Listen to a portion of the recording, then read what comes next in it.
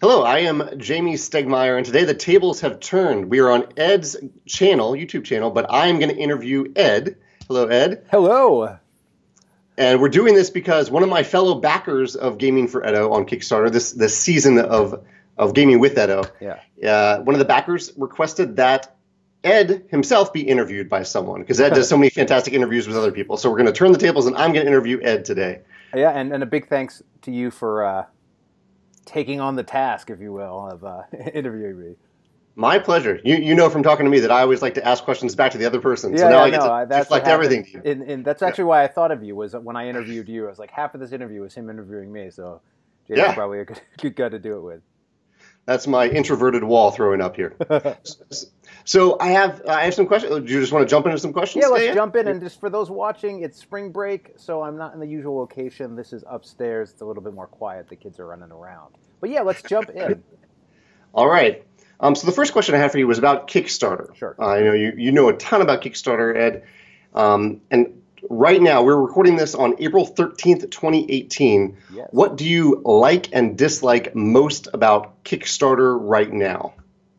That's a great question. I think I'm still a huge fan of Kickstarter, right? I think it has fundamentally disrupted the board game industry and other industries as well, but in particular the board game industry. I think it's a platform that provides the ability for just about anyone to try and produce something and make it and bring it to market.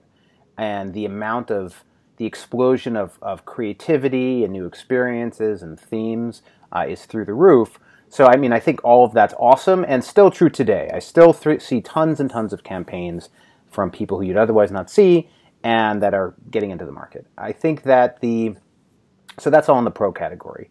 Okay. I think the challenges are it's a maturing platform. It's increasing competition.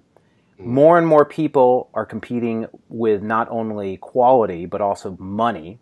So it's becoming harder and harder to be a small person on the platform. And this is probably, we could have had this conversation 2 years ago. It's just harder and harder, and it's more crowded and more crowded. It's much like the App Store and mobile a decade ago.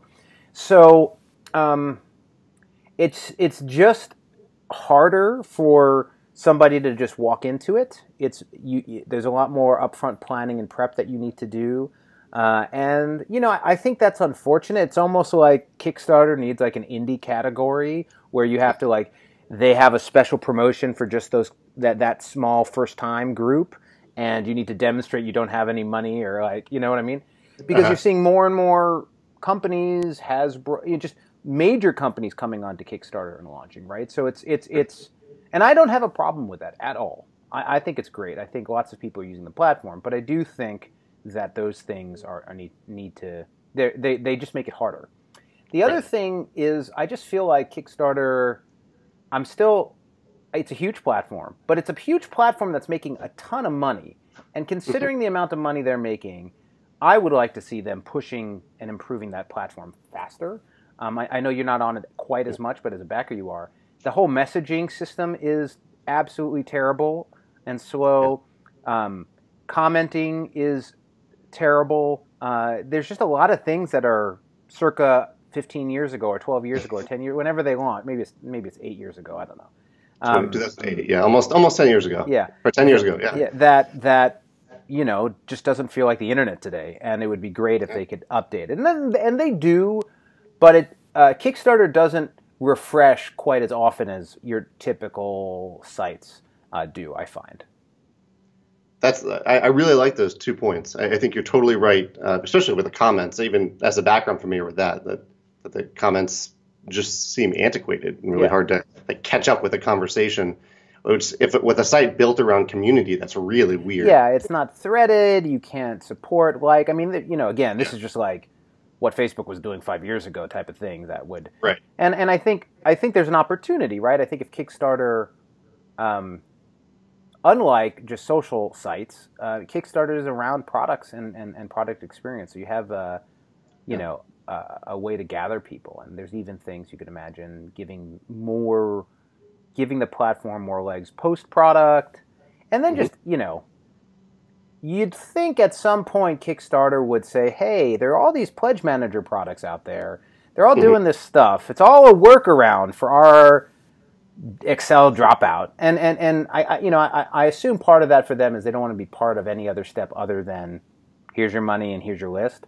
Mm-hmm. But there's a huge opportunity for them to just streamline that and improve it. I'm likely going to use a pledge manager for the first time with Herbaceous Sprouts in May. So I'll see how that goes. Cool. Thank you. I'm sure you have many other things you could answer. But I think those are the big ones. Yeah. It's endless. So we're kind of talking about one of the hats that you've worn is a Kickstarter creator. You're also a media creator in terms of your YouTube channel. You're a designer. You develop games. You publish games. I do. The question I had for you in advance was kind of which do you prefer, being a designer or a developer? But really, it could go into any of those hats. Is there a certain hat that you love to wear the most out of all those different roles? That's a good question.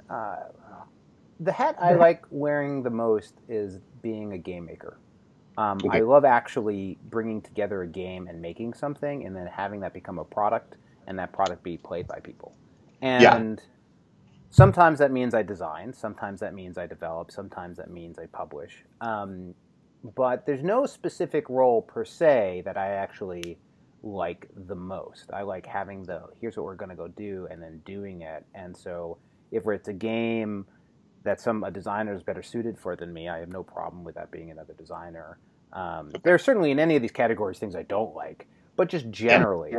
The media stuff's interesting. For me, the outlet that the media stuff is often is a couplefold. One, it's a lot of it's altruistic in that I get to do a lot of things that I feel like are me adding back to a community that allows me to do all this stuff, right? So when I did the Protospiel, and I did the video of people pitching their games and stuff, like that's just an opportunity to try to help other people who I was about the size of when I started. But the other thing for me is all of those other roles that you mentioned are me in a group with people and oftentimes organizing and managing people. And what's been really satisfying and wonderful about the film stuff, the reviews and the Kickstarter and the advice, has been I don't need anybody. I mean, I need you in this interview, so thank you. But I don't like. I can. It's basically the only creative thing I can do that doesn't require me to build a team of people to go do it. And for me, that's really rewarding and satisfying. I mean, it's just like, actually, that's me 100% only creative versus everything else, which is this collaboration project. And I love those as well, right? But it's just been neat to have an outlet where I'm like, it's like, maybe if I wanted to be an author and write novels, but like that takes a really long time. But a video you can sort of bust out and share. So that's where that value is. But just generally, I love making things and having those things be enjoyed by people. That's awesome. I like that a lot. I actually have, it's slightly off camera, but I have Legendary Creatures in Shrink back there ready to get to the table on Wednesday. So thank you for being a part of that. Oh, yeah. And you'll have to tell me what you think. Legendary Creatures is easily the densest Pencil First game that we've put out. Chris Ham did a really fantastic job with a very layered, it's got a lot going on. So you play you play mid and heavier weight games. So I'm very curious to see what you think about it. Cool. Yeah. Well, kind of spinning off this topic, there's one. I would say the thing that I admire most about you is your ability to direct art, the visual and art direction, which I know there are a lot of different things that go into that. Sure.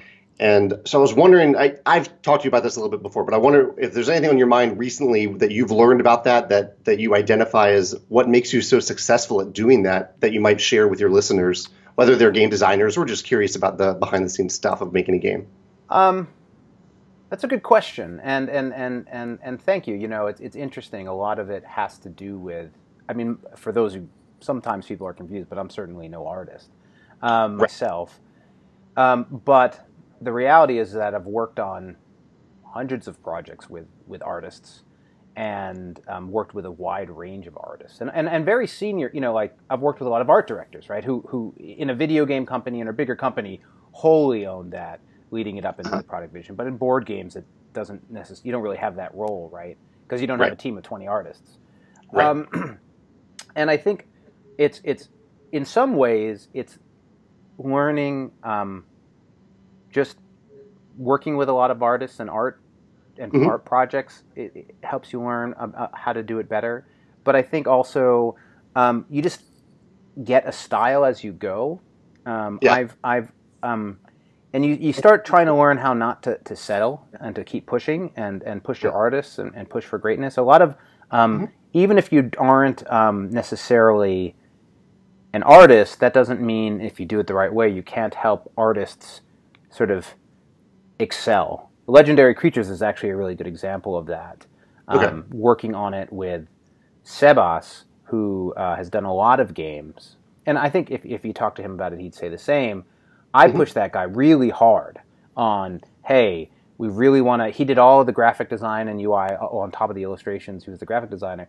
Really, how can we embody the vibe and feel of the game with this work? And there was a ton of it, and it took a lot of iteration and refining. And you know, you start getting used to things around where, you know, like when you're writing a paper. Everyone wrote papers in college, and it's always like the final paragraph is the worst, right? You've reread the beginning ones over and over and again, but then you're just sort of out of steam. Artists get out of steam too. You can often see in a rulebook or otherwise where there was this flow, and now it just looks like they're just trying to be done.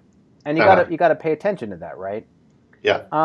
But I mean, that's just a general comment. I think in terms of tips, especially in indie, the tip I always like to give is don't try to make artists, especially if you're indie, don't try to have artists go outside of their comfort zone. If you want a certain style and a certain look, find an artist that is in that style or look. If you have a friend who does a certain style and you've worked with them on a bunch of projects but you want a different look for them, unless they're super gung-ho and engaged with it, you want artists to be excited about the work they're doing, to dig it, to feel like it is encouraging what their style is. And board games are a space where the projects are small enough where you should lean into that if you can. Yeah.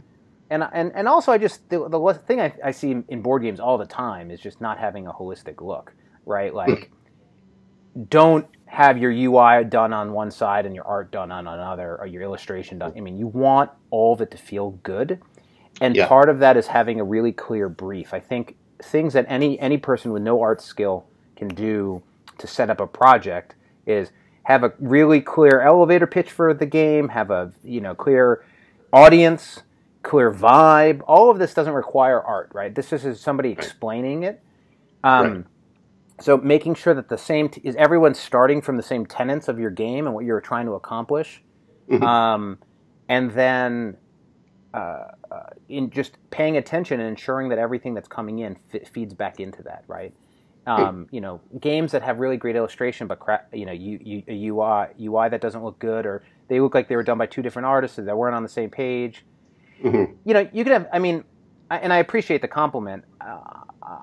I think there's a lot of room for improvement on all of the games that I do. But what I try to do more than something else is make it look like at any different side, make it look like it's as intended. Like this might not be a huge game, but it looks like everything is in its place and of a vision and how it was intended to be. And that's what I try to go for with all the different games. That's an awesome answer. And it all ties back to what the first part of what you said too, of not settling, right? And being willing to push to get what your vision is and push the artist. I fall into that trap all the time. Like whenever I contract an artist to make something, oftentimes I'm just happy that they made something for me, and I'm like, oh, that's wonderful. And if I step back, maybe talk to someone like you, I realize actually as cool as that is that they made something for me, this doesn't actually fit what we were going for. And sometimes it's hard. I feel bad about it at some point, but there's James Hudson was doing what's the name of that game? Sorcerer City. And he had posted some images of it, and he was launching his campaign. And I just sort of looked at it, and I sent him a message like, hey, is that final, or is that prototype, or what? And he was like, what do you mean? And we got into a conversation, and the conversation was like, hey, it looks fine. Right. But if you're looking at yourself and you want to be toe to toe with like Roxley, it's not there. And like, if you want to chase after AAA, that's up to you, right? But it looks like the designer one a little bit more than the artist one, right? And and he took the feedback, and some of it he's incorporated over, but he actually addressed a lot. I mean, he addressed what he agreed with, but what he didn't. But sometimes there's that point. Project development is this huge weight on your back all the time. And there are all these places that when you say something's done, you get to like take it off your back. And it's so easy to be like, okay, we'll just call this done. Yeah. And there's always room and space for improvement. And I think that's really important. And also sometimes we both work with Beth Sobel. Was it, I think it was Sunset Over Water. And this is where you want to listen to your artist. We had working on it, and Ben Schulman did his first pass on the graphic design. And she's very humble and very, not passive aggressive, but just soft spoken might be the way to say it. Yeah. And she wrote me this email. It was short, but it was sort of like, hey, I'm concerned that this might not be exactly in style or something like that. Something pretty passive. But we ended up having a conversation about it and going into what her inspiration was on her art, and then moving it over and getting more samples. So then Ben went through again, and he iterated and got to where we were really happy with it. But sometimes it's also being willing to have open ears to feedback from other people on your team or elsewhere to say, well, it could be better. It takes a lot. A lot of people have a hard time with feedback on the way something looks. That's very difficult for a lot of people. And everyone has, it's also one of the areas where, whether they're qualified or not, everyone has an opinion, right? Because everyone has 99% of people have eyes, right? And they're able to give feedback. Right. I'm glad you mentioned James there too, because like you and like Gavin at Roxley, James is someone who I think is pretty great at identifying good things about visual design. But even with him, with any of us, I think there's those moments where we just want it to be done, and we might overlook something big. So that's great that you were willing to step up and say something. What it takes to go back and fix something. How are you willing to do it? What's the scope and the scale and the budget, I mean, and there isn't a project today that I don't think could have been better.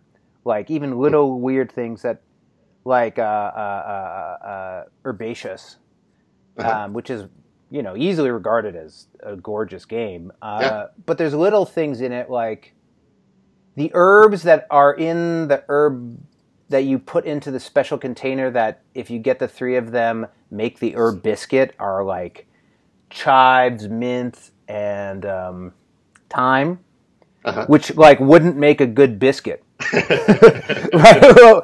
And like at some point there was a conversation of like, do we want to reorganize this? And we could have, like, it wasn't even so much an art, it was just going through all the files and all the rule, and like it was just said, forget it. But there's just that line between, it's that 80 to 100%, that place where you're like, this would make it really special. Another place that people, I think, don't do that kind of stuff is, thinking through Pantones, thinking through the colors of the wood. You're actually quite good at this, but spending the time to look at even the little details and how you can level them up. I mean, there's a lot of people that are doing fantastic work too. So it's not like, but I think it's always good if you have the time to be able to put things down, pick them up, and play it. We had a Herbaceous Sprouts. Everything was moving along. I was getting my reviewer copies, and I was like, I'm going to play a couple games before I do the rest of the print. And there was a couple of people struggling with some of the UI on the board, and we were like, and we went through and we not overhauled isn't the right word, but we cleaned it up. Beth went and fixed a few things, and Ben did as well. And ended up costing me a couple weeks and, some money replacing all the boards. Right. But I think it was worth it, right? Because as soon as you want, to the best of your ability, that experience from reviewers and people playing it to be as near, and this is also why it's harder and harder to do Kickstarters, right? Because you're trying to you're getting more closer and closer to finished product when you're right. with what you're competing with. Yeah, that's a whole. We could go into that, but I want to keep the focus on you for a few minutes here before we go too far outside of that area. What are so we've mentioned a bunch of names here today already. Sure. Who are a couple designers that you'd love to work with at some point, either as a co-designer or as a publisher or developer? That's a great question. I think that three designers I sort of admire from the context of these are guys that put out games that I just really enjoy is Antoine Bausa, why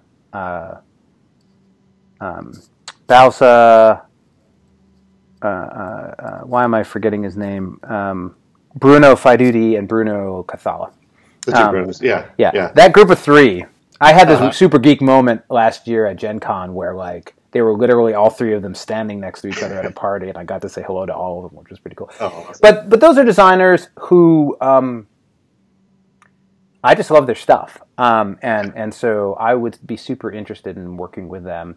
Have you ever told them that?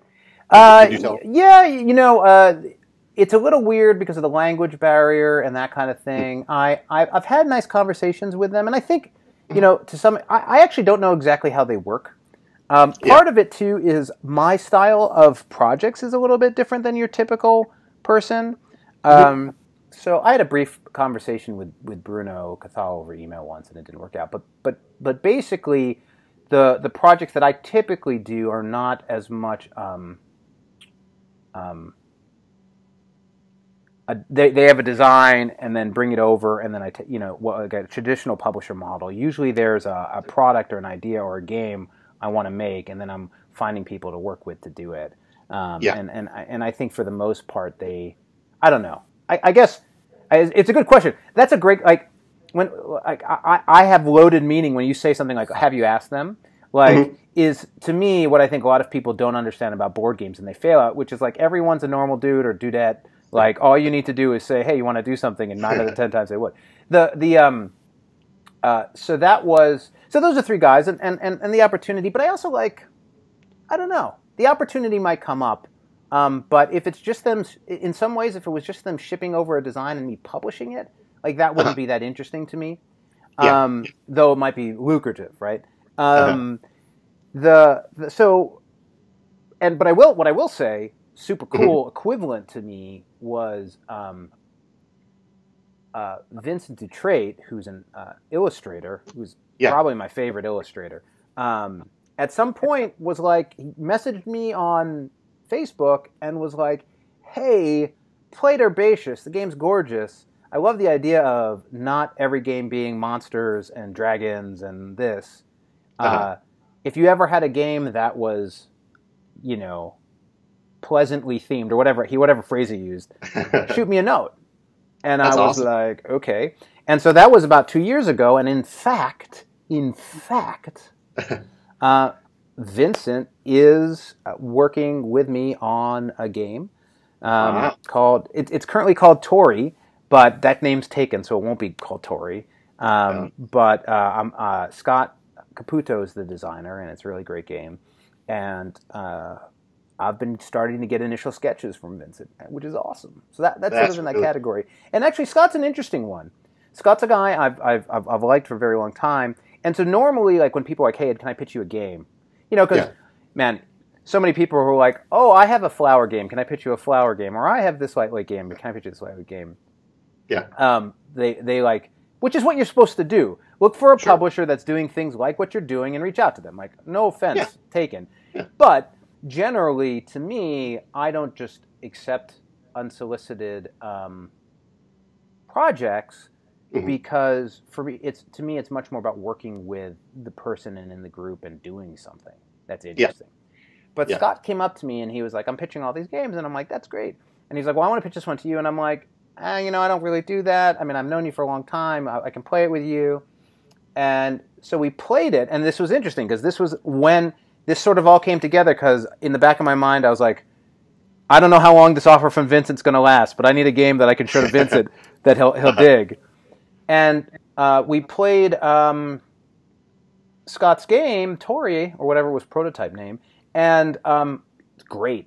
But it was like a bit heavy and thinky. Okay. Just a little bit.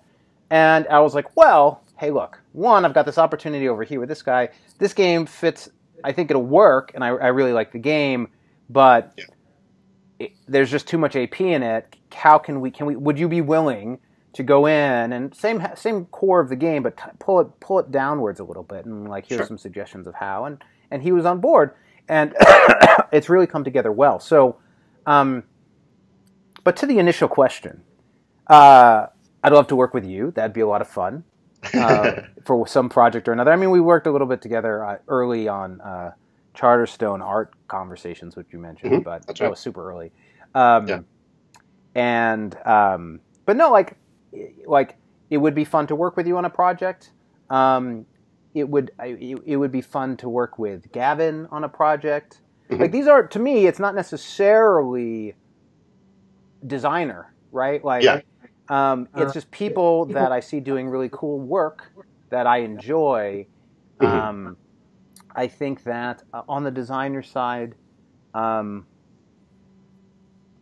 who else? I mean, I guess I've had the opportunities to work with people. Like I've been playing a lot of games with Jesse Wright because he's local, and he did a really nice job on The Legend of Korra Pro Bending Arena, and it'd be fun to work with him. But again, for me, it's much more. What's an exciting game? Like it's much more in the moment. Like it doesn't seem that way, but because it doesn't seem that way because I managed to build out a slate. But even though I have a slate, all of the projects are, because it's like a marriage, for lack of a better term. It's like I'm not, because this isn't, you've been incredible and found a level of success where it's like your full-time livelihood. For me, it's still, and maybe I need to change this, but it's still in that hobby category. So for me, it's much more about like, do I want to work with these people for the next 2-3 years and deal with them or not? and if the answer is no, because you've always, as you work through projects, you get that person who took more out of it than added to it, right? And maybe you don't work with them again, but you have to interact so much with people. And so for me, since this is part of like my pastime, if you will, I like it to be people I want to be engaging with and working with. I like that you mentioned that at the end, that it's more about, it is about the talent, but it's also about that relationship that you have with another human being for an extended period of time. Are they going to communicate well? How are they going to react when you give them constructive criticism or want to change something that was important to them? That's a big part of it. And that's hard to find out until you start to have those conversations with people. Oh yeah. I mean, and you should definitely give people shots, right? I mean, like, so you're gonna run into projects and do really a guy I really wanted to work with and I really enjoy is Ugor. He's a designer, League of Game Makers, Manhattan Project, and a bunch Energy Empire and a bunch of other ones. We were going to be working on a project Vineyard together, or what codename Vineyard, and at a practical way, we dove into it, sort of had a brief and an objective, and along the way we were working there, and he kept sort of going, I don't want to, he was doing different designs and hitting on different things, and sort of kept going towards worker placement, and we were like, well, we didn't want this to be worker placement, and we sort of so we ended up having the conversation. It was like, we're not aligned here on what we're looking at. I like you, hopefully you like me. We like, let's just shake hands and back away, and maybe there'll be another project in the future, and like, it doesn't have to, like, we don't have to grind this thing out until we both hate each other, right? Right. It made me two guys I do want to work with. Danny Devine, and Steve Armini, two guys. They have really quirky, fun designs. It would be great to work with them at some point or another. So this kind of ties into that. Maybe you'll have another name to add to this list. But what is a game that you've played very recently that you're really excited to play again? And who was the designer of that game, if you can remember? let me think. Because I have like 3,000. Let's see. So one job I have is I play these games, and then I have to film it. Then I have to create the splash, and then I have to edit and putting it all together and upload it. So it sort of happens in tranches. So on my computer screen to the side of you, I have like 10 or 15, not 15, 10 videos of games I played recently, which have to be processed. So I'm just looking at them right now. Game that I really enjoyed, it's pretty simple. It's Kodama Duo. People might not even know this exists. Yeah. But it's a two-player take on Kodama that then works with the main game to make it go to more players.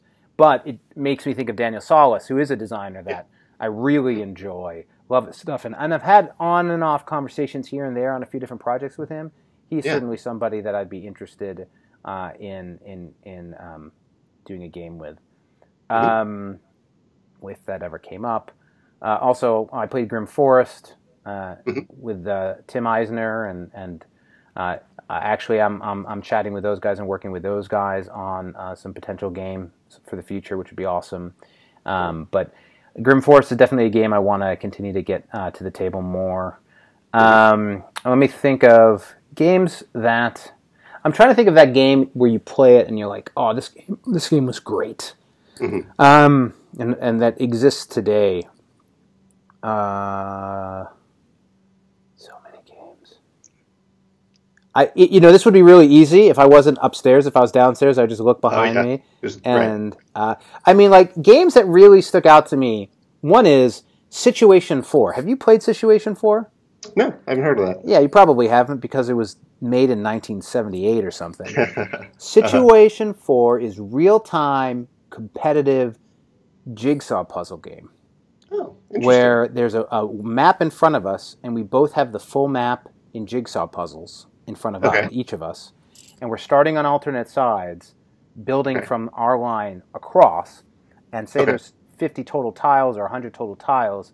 Each tile that you build is worth points for you at the end of the game, right? So you're just sort of racing, and then when I hit your tile, it's identical, so they'll lock together, but some is blue and some is red. But as you are taking over the board, certain areas have bonus points that you get to put a pin in if you're the player to get it, so there's hot spots. You can get paratrooper pieces that you can put on their jigsaw puzzles to start building off of their jigsaw puzzles. And you can get some tanks and blocker pieces. It's Parker Brothers. I mean, this game is again, 30 years old. It was awesome. It was awesome. That was a game where I was like, this game needs to happen again. I really enjoyed that game. If you published a new version, would you keep it real time? Did you think that added to the game, or would absolutely. you make it? That was. I think what I would do was look at sort of how you could. I would look at it as it plays really good 5 or 6 times. Then you sort of know all the pieces, and then you're just inherently better. I feel like I would want to look at that game and say, how could we make a line of games that had expansion packs or promos, or basically you'd want to do it in such a way that you could give new puzzles on a. Right. I would try to think of it as a service with new puzzles coming through. But it was super cool. I really enjoyed it. What else game just really stuck out to me? Have you played 5 Minute Dungeon? I haven't, no. That I played for the first time maybe a month or 2 ago, and I did a review of that. One's super fun. It's literally 5 minutes throwdown party game, but it works. It delivers. A game I put a ton of time in recently that I really enjoyed was Charterstone. You did play Charterstone, yeah. Thank you for doing that. It was a blast. I still, per my comments in my video, I lament that of all. And not that this was not planned. You asked me the question first, but of all the games I have, I feel like that game, I haven't done anything with it. It's just sitting there. That's still a game that I feel like if there was a sort of normal non-legacy version of it, I would be like bringing it out at regular game nights, but it's sort of locked into its style, right? Whereas, just to be clear, like I have no urge to do that with Pandemic or Pandemic Legacy 2. Like they weren't good enough. Let me say this right. So much of that was the discovery, surprises, experience. Yeah. Like Charterstone's just a fantastic family weight worker placement game. So anyway, so that you've already heard all that from me. But yes, so I don't know. Again, if I was able to turn around, I would just start pointing to things behind me, but I can't do that right now. Right. Well, that ties in a little bit to the next question, especially at the beginning of this answer. You said that you have your screen lined with videos that you filmed, and maybe you're editing right now. What is, as a fellow viewer of your channel, or as a viewer of your channel, I'm curious, is there anything you can share that happens behind the scenes as you're reviewing games, as you're creating these videos that your viewers, that your audience might be interested in knowing, that you haven't revealed before? Haven't revealed before? Or maybe you have. It's just not something obvious. I'm thinking. I mean, it's pretty straightforward in the sense that we get games, we play them. Sometimes rules are a really big struggle. Sometimes I need to have a lot of back and forth with the creators, especially on the prototype stuff. I don't dig into it in the videos, but certainly there's like, and I in my advice videos I've brought this up, but they're the people who send you packages with their games where it's what's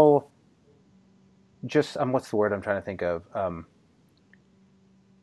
All pristine, well organized, the thank you note, and then there are people that just send you a mess. And so like getting through that, I think, is a big place where you're like, this is something that you want to do as good a job as possible when you're sending somebody stuff to review, right? I think for the most part, my videos are first take videos. That's part of the decision I made for being able to hit the kind of volume I wanted to hit and the kind of style of a review. I'm not doing the B-roll. I mostly, even my videos, and you get a lot of ums and other things, but even the longer form videos on Kickstarter backers or creators, that kind of thing, those are still like, at most, I'll jot down on a piece of paper like bullet points of like topics. And then most of it is just sort of first run. I've had lots of videos that I find out later their camera wasn't recording or something like that. But no, I don't think there's a secret to it. I mean, I think it's just playing and coming up with topics. I mean, one thing that was great was I did the Kickstarter for the new equipment, which has been fantastic. But I really enjoyed people asking for topics and different things that I wouldn't have. It was this year I've had a to-do list, which I haven't normally, which has been good, and that has helped a lot. There's like I would enjoy going deeper on all this content, doing more interviews, doing more road trips. I think there's a real cool opportunity for that kind of content. It's, there really isn't a way to monetize. Like, being pencil first games is hard enough to try to make a business out of. Making a business out of YouTube's videos is even harder, right? So I don't see that happening. But I think I love learning about other creators. I love learning about the industry, and I love, like, every video. I guess the biggest secret is, every video I film where I'm in a Q&A or going somewhere, I'm just interested, right? Like, it's an interest for me. That's me talking to somebody. So those aren't scripted in the sense of when I interview somebody, it's sort of like, I'm just going to ask you a bunch of questions. Because a lot of people will be like, what are the questions you're going to ask me? And I'm like, I don't know. And if they really push, I give them some help. But to me, it's just, I'm naturally curious and interested, and I think if you know how everything works, you can do a better job making things. So, I'm very interested. I'd love an opportunity to go to China and like survey a bunch of different factories and that kind of thing. But anyway, Well, I'll give you a little compliment here because one thing I really like, and this might help other content creators too. One thing I really like that you do is that you do a lot of different things, a lot of different types of videos. And my perception is that you do things that you're excited about, kind of like what you just said. You talk to people who you are genuinely curious about. You review games that you're interested in, or maybe not in the end. And you do your like reaction videos when someone writes something. When Tom Bassel posts a video you agree or disagree with. I like that you can tell that you are excited and curious and want to like talk through it, and you want to do it with other people, your audience. I think that's awesome, and I like that you keep mixing that up. I think sometimes content creators think, okay, my video series will be about this one specific thing and always that thing, and then when they stop being excited about that thing, the series kind of trails off. And you've kept yours alive by keeping that variety and what you're excited. It's interesting. It's a little bit of a double edge because on one hand you have the interest and the excitement and the things that you're doing. On the other hand, from a growing your audience base, having content of very different sorts can be challenging because from a subscriber perspective, so like if everyone's like, oh, I'm here for the reviews and you keep dropping these League videos, I don't care about those. I'll just wait to see your review come up. I'm not going to subscribe. Or the alternative is probably more of there's probably a very core group of people that really like the League videos and could care less about game reviews. And you know, they have to sort of sit through. They want to support me and subscribe and do all that stuff, which is fantastic. But they're like, Ed, why are you dropping a video every day? And actually, I started a new content type, which you don't get much. You get feedback from here and there, but you don't get a lot of feedback. You never know what you're doing. I started doing unboxing videos.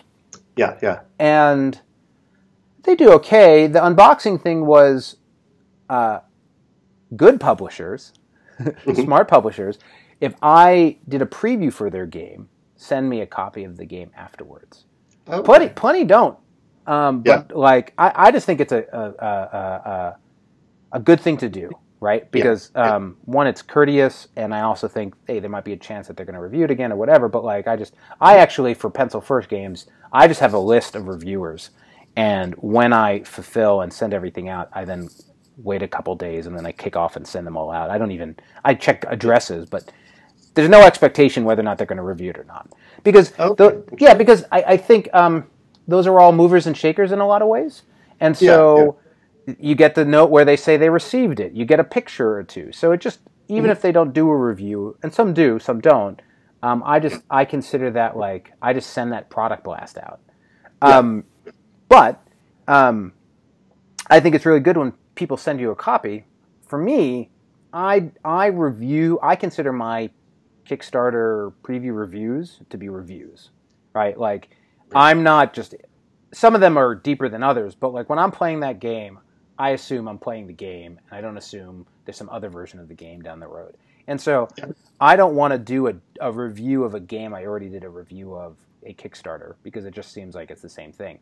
So I'd get these copies in, which I appreciate, and I do want to say, hey, I got this game. Normally, like, pretty much I'm busier at different times, but if you're a publisher and you send me a retail copy of a game, I'll review it. I might not review it the next day, but like, I put it on my shelf, I try to get the plays in, and then I'll review it. With these Kickstarter games, I was finding I'd have them, but then I didn't want to do another review, so I was like, well, here's what I'll do. I'll do some unboxes where I show the game, I refer to the review, and I say, hey, this is available. And they're not the most popular videos, but I do think there's a certain audience, to come back to the point, a certain audience that does appreciate it. I like that. I like that you found a way to showcase them without spending the time to review them again when you've already reviewed them. Right.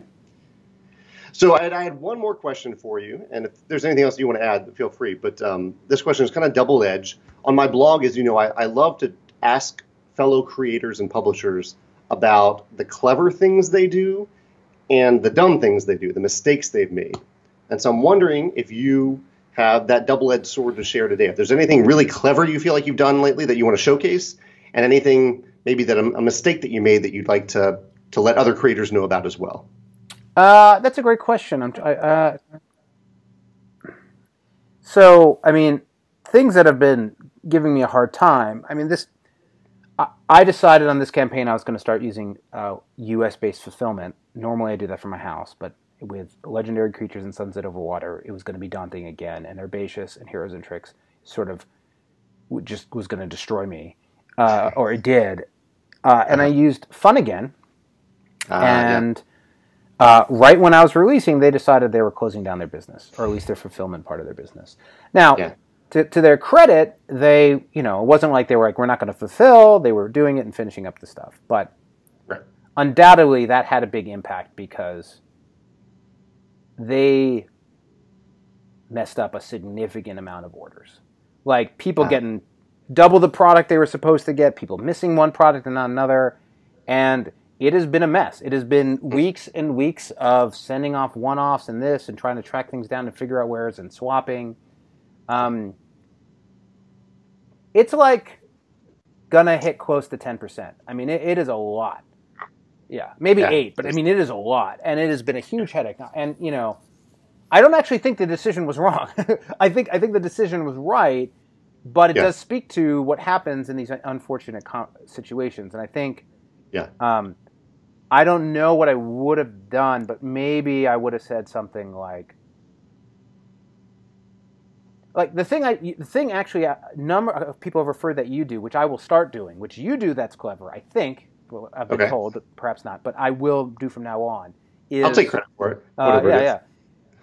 When you have a fulfillment group, US, UK, whatever, creating a bundle and component sheet, which lists every product, its SKU, its name, any details that are appropriate, and perhaps a common set of bundles that are sets of products.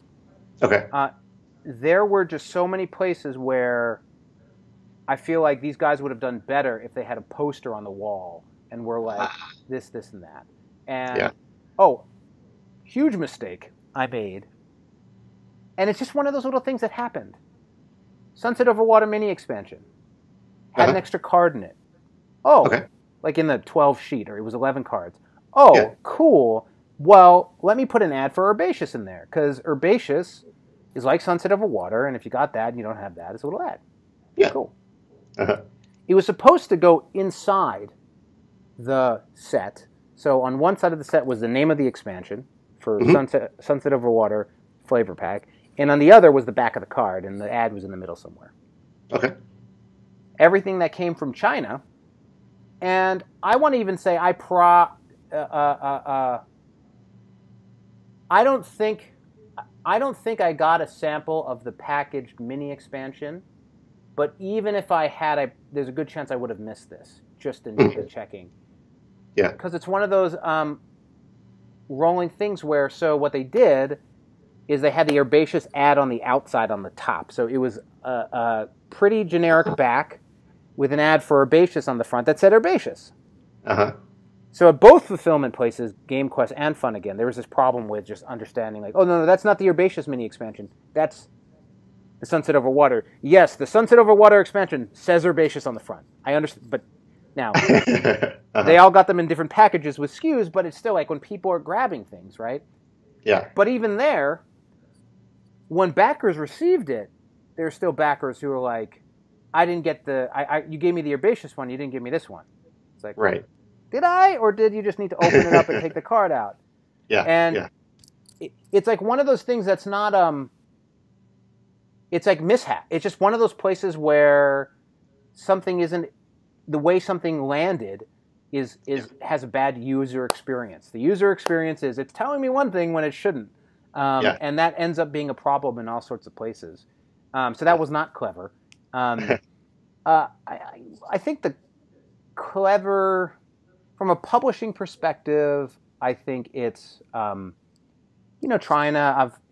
getting a little bit bigger, trying to get product runs around the same time and shipping things together. It's just looking for efficiencies.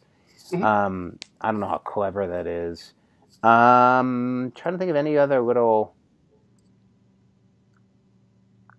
secrets or little tricks. Any experiments that you've tried lately on social media marketing or any development, anything that you've just experimented with and been pleased with the results?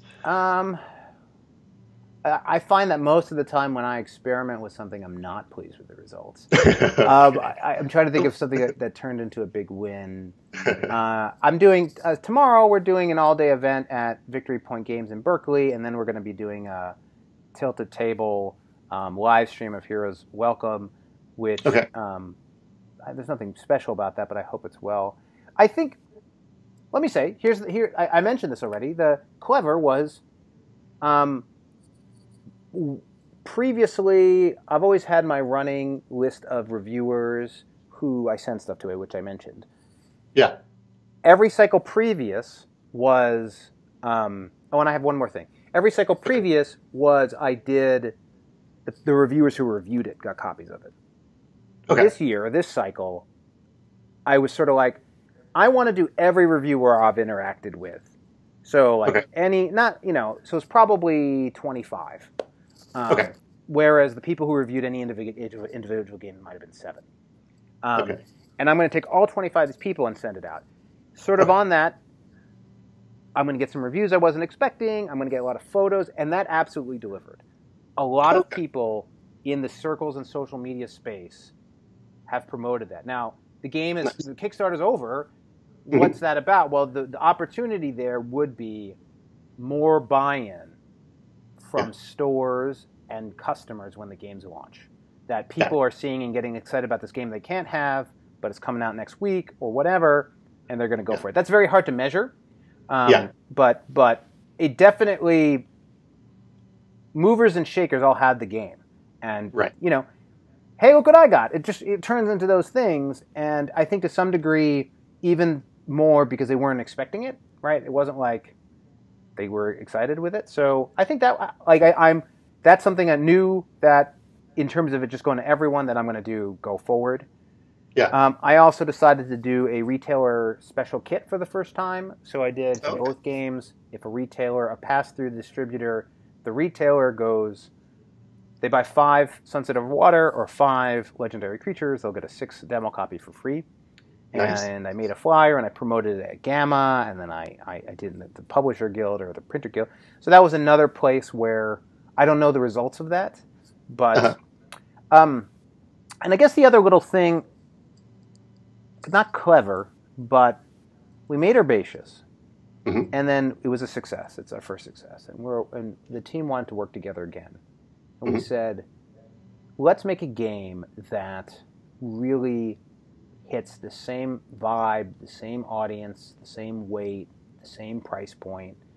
Not a sequel, but like a game really in there. And Sunset Over Water was that. And it was really when I was at Gamma, and now when I'm seeing it, that you just have them next to each other, and it's so clear that they were like from the same. You look at them and you look like they were made at the same time. They weren't, but like you can just.